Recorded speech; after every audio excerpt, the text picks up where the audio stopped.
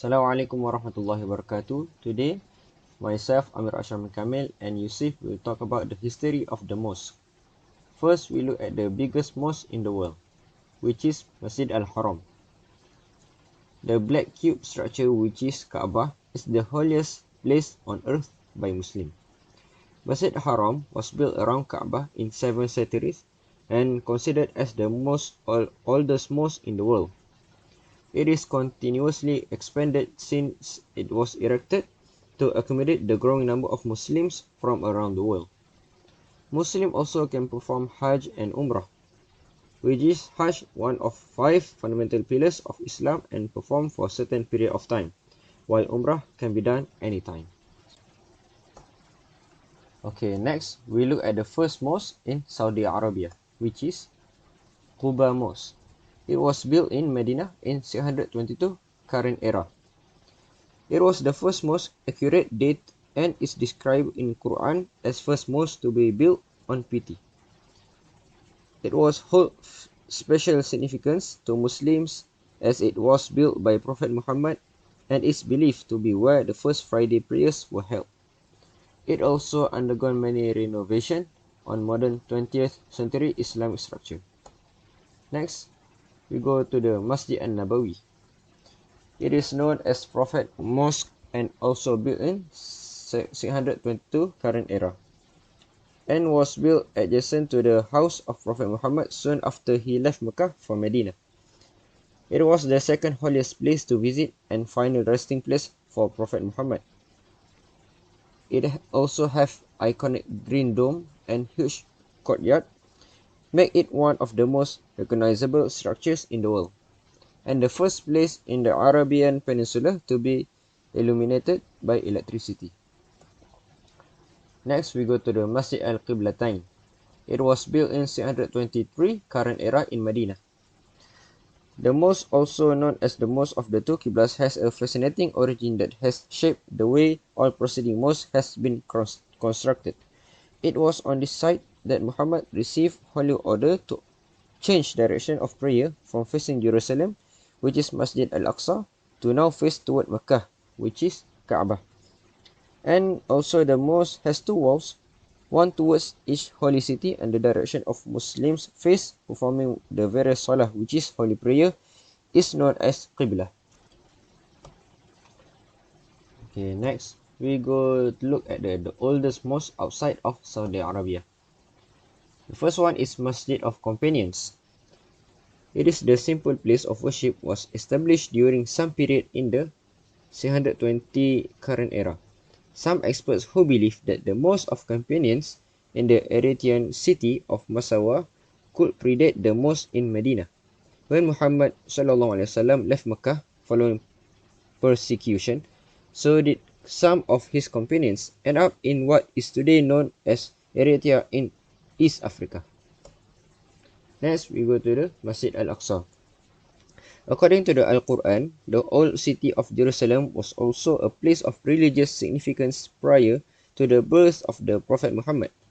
It is officially built in 705 current era but is documented in the Quran as a holy site long before this date. The Prophet Muhammad is believed to have visited Temple Mount on a spiritual journey and the dome of the rock shrine close to the mosque itself.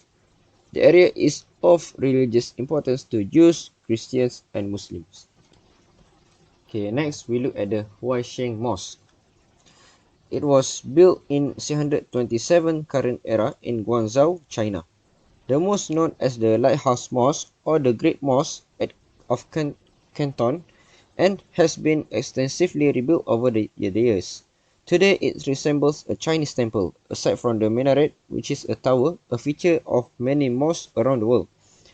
Trade routes between Middle East and China were an important feature of the time, and help explain why early Islamic missions would have reached out as far as China. Okay, then we look at the Chiraman Jumaah Mosque. It was built in 629 current era in Kodungallur, Kerala. This landmark building is among the most important of India's historic, architecturally stunning mosque. It was built by Malik bin Dinar, which is one of the first Arab propagators to Islam to have come to the Indian subcontinent. Okay, then lastly, we go look at the Mosque Cathedral of Cordoba. The oldest mosque in Europe is widely regarded to be the Mezquita in southern Spain. This building was initially a church which was then a shared prayer space between Muslims and Christians. It was eventually converted to a mosque in 784 current era before being converted again to a Catholic church in 1236. This varied lineage has resulted in the Mezquita being one of the most popular tourist destinations in Spain, and the remarkable mismatch for architectural styles has made it one of the most striking buildings in the world nowadays. Hello, assalamu alaikum. This week we're going to talk about the elements of masjid, or in English they call it mosque. I'm going to be explaining some elements that involves the making of a mosque, or the important elements that make a masjid. Let's first start with how the masjid itself, the structure of it, is built differently. As you can see here, if you notice something different between those buildings and the masjid, let's say these buildings, they all look the same with the direction, but compared to the masjid, it's structured in a different direction. Why? Because you have something called qibla. What is qibla? Qibla is essentially facing the direction of Al-Kaaba, which is in Saudi Arabia. It's the main importance of knowing where we should be actually praying at in the certain direction. So let's say, for example, this masjid, as you can see here, it is faced into this direction. An element, or an important element including the masjid, is called the mihrab. So I can't talk about it inside of the masjid, but I can showcase the picture or a video of it. So basically what the mihrab is one of the most important pieces in masjid, in which the imam stands at, and which it also indicates the direction of the qibla. And so due to its importance, you will find it being the most piece that is decorated and written how can you say it in English? In Arabic we say naqsh. We write naqsh about Allah, and we write Islamic words, and it's beautiful actually. I will have to go inside and showcase it to you.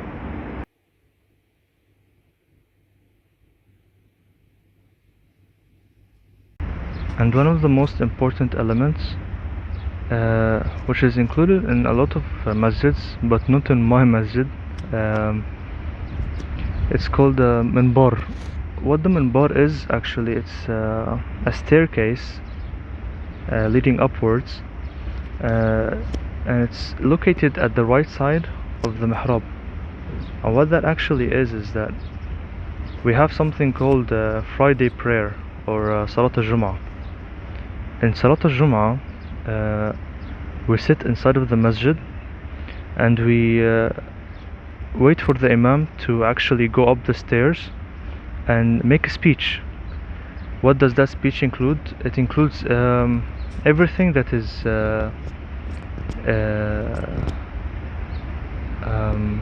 everything like when we talk about dua, or when we talk about Islam, sometimes the imam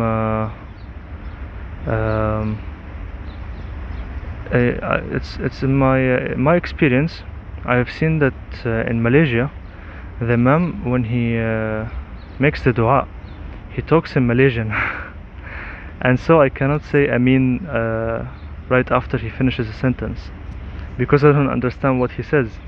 So in here, and where I live in Abu Dhabi, UAE, the imam speaks in Arabic, and when he starts the dua, I understand what he says, and so I say I mean after he finishes every sentence when we start the dua.